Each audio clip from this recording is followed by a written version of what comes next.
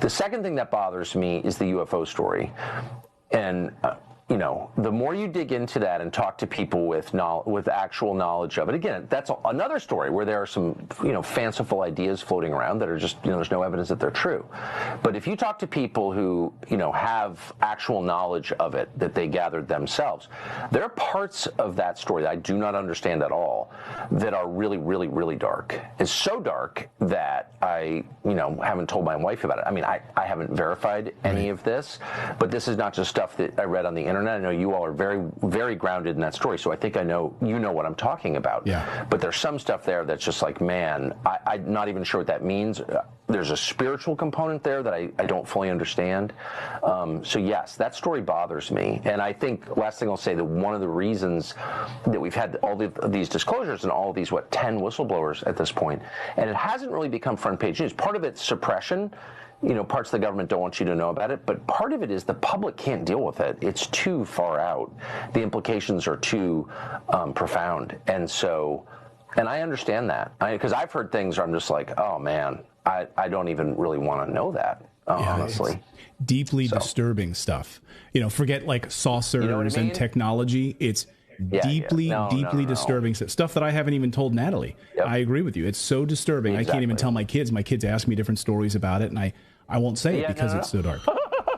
It's so dark. I totally agree. Miles is watching. So. Okay, Miles, if you're watching the show, Daddy's not going to tell you about that part of the UFO stuff and what's going on with the government. Well, can I say one thing?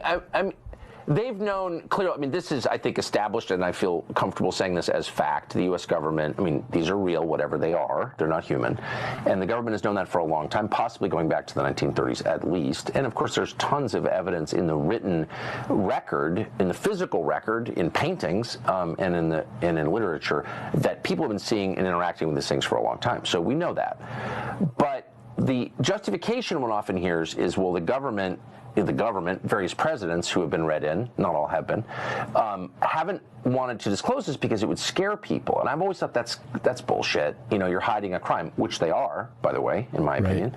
But I do think there's a sense in which that's not totally crazy. Like, there is some stuff, if it's true, and I'm kind of thinking it may be true, that's so radical that, well, as we both said, we don't want to tell the people we love most about it because, like, why would you, disturb someone like that? So I kind of get that. I hate to admit it. I'm not arguing for hiding things. I believe in the truth and I believe in disclosure, but I understand the impulse. Like, holy smokes, this is heavy. You know what I mean? And the government's involvement in it makes it even heavier because then you realize the complicity. Exactly. Of it. Yeah. Okay, so we're talking about the same thing. I can tell. Okay. Yeah, excuse me. Should I go? No. This is what we used to talk about in commercial breaks all the time. This is the kind of stuff. But anyway. So at the time, I never would have believed any of that. But now I'm like, yeah, okay. Yeah.